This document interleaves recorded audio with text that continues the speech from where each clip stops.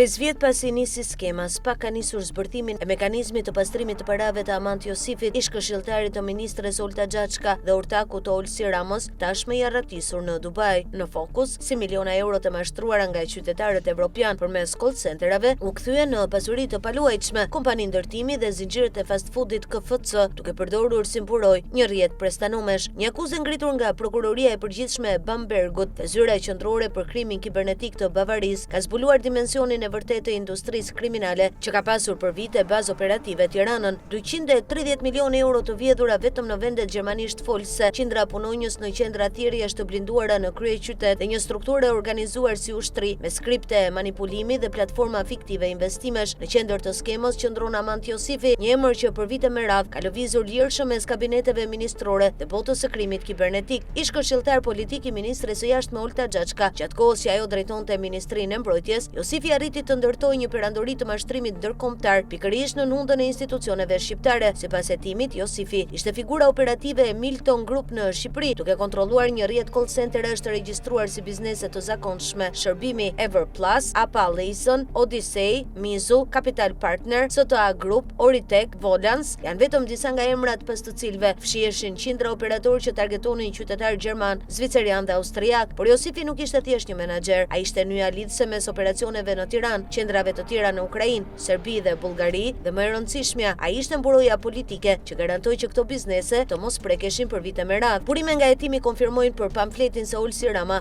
vëllai i kryeministrit, figuron në dosjet ndërkombëtare si organizator dhe drejtuesi i aktivitetit të Milton Group në Shqipëri. Sipas burimeve, dy të arrestuarit gjatë operacionit të nëntorit 2022, Erindi Pisqyli dhe Berlando Saraçaj, kanë deklaruar para autoriteteve spanjolle se Olsi Rama ka qenë shefi faktik, ortaku i heshtur që siguronte mbrojtjen e lartë dhe zgjidhte problemet me institucionet, por kur më 8-9 nëntor 2022, forcat e SPAK, Eurojust dhe policia shqiptare pastisën 6 qendra call center në Tiranë, emri Olsi Ramos u zhduk si me magji nga listat. Burime brenda prokurorisë së posaçme rrëfen se lista fillestare e personave në hetim përfshinte emrin e Olsi Ramos, por gjatë përgatitjes së dosjes për mediat, ai u hoq. Në të njëjtën kohë, Amant Josifi, megjithse ishte shpallur në kërkim ndërkombëtar nga autoritetet spanjolle, u la i lirë të largohej. Ai u njoftua paraprakisht për aksionin, arriti të arratisej në Dubai, ku sot vijon të shijoj paratë e vjedhura, ndërsa në Tiranë po pastrohen miliona euro, duke sfiduar hapur SPAK-un. Hetimi i pamfletit zbërtheu mekanizmin e plotë të pastrimit të parave, një skemë ndërtuar në 3 faza, e projektuar për të bërë të pamundur gjurmimin e kapitalit kriminal. Paratë e përfituara nga qytetarët evropian të mashtruar nuk hynin kurrë direkt në sistemin bankar shqiptar përmes transfertave të mëdha që do të ngrinin alarme. Ato fragmentoheshin në qindra mijëra transaksione të vogla përmes një rrjeti kompanish guac dhe llogarisht në vende të treta. Më pas këto para futeshin në Shqipëri si investime të huaja ose si pagesa për shërbime nga kompanitë offshore. Objekti kryesor i përtithjes ishte shoqëria Global Fast Food Albania, operatori i rrjeteve KFC dhe Pizza Hut në Tiranë, me qarkullim ditor të lartë kesh dhe një imazh të patomet ndërkombëtar. Dyqanet e ushqimit të shpejt ishin filtrat ideal. Mekanizmi ishte i thjeshtë por genial. Kontrata marketingu fiktive, call centerat firmosnin kontrata të rreme marketingu me KFC-n për promovim të markës. Parat paguheshin dhe në letër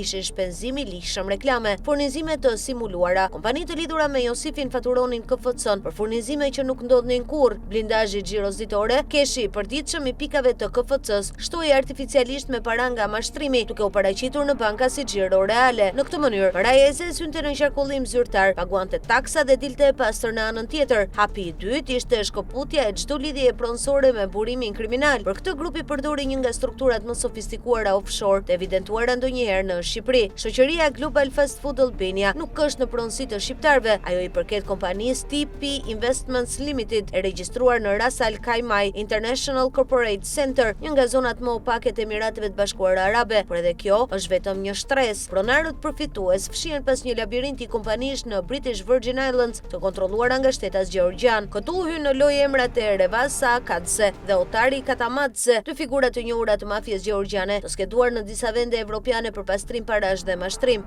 Akadze, i cili për një periudhë ishte pronar nominal i KFC-s në Shqipëri, është njëkohësisht ortak i Aleksandër Josifit, babai të Amantit, në kompaninë e ndërtimit Balkan Investment Group. Kjo lidhje është çelësi i gjithë skemës. Call centerat shqiptar prodhojnë para, KFC i pastron ato përmes xhiros dhe kompanitë e ndërtimit shqiptaro-gjeorgjane i kthejnë në pasuri të paluajtshme, duke i bërë të pakapshme. Faza e fundit dhe më e rëndësishme ishte kalimi i parave të pastruara në asete reale të patjetërsueshme. Këtu rolin kryesor e luan babai i Amant Josifit, Aleksandër Josifi, përmes kompanive dhe New Standard, Balkan Investment Group dhe Construction 21. Balkan Investment Group, ortak mes Aleksandr Josifit dhe Revasa Akatse, kjo kompani ka përtitur miliona euro për investime dhe pasuri të paluajtshme. New Standard, kompani në pronësitë e Aleksandr Josifit, e pezulluar pasi i biri u shpall në kërkim për pasuritë e krijuara, nuk u sekuestruan kurrë. 14 pasuritë e pasekuestruara. Pavarësisht se Amanti Josifi është në kërkim ndërkombëtar, ka një dosje të hapur në Shqipëri. Asnjë nga 14 pronat e identifikuara të familjes Josifi, apartamente në Tiranë, vila në Sarandë, toka, hotele, nuk është sekuestruar nga SPAK. Ato vijojnë të jenë në pronësi të familjes të paprekshme.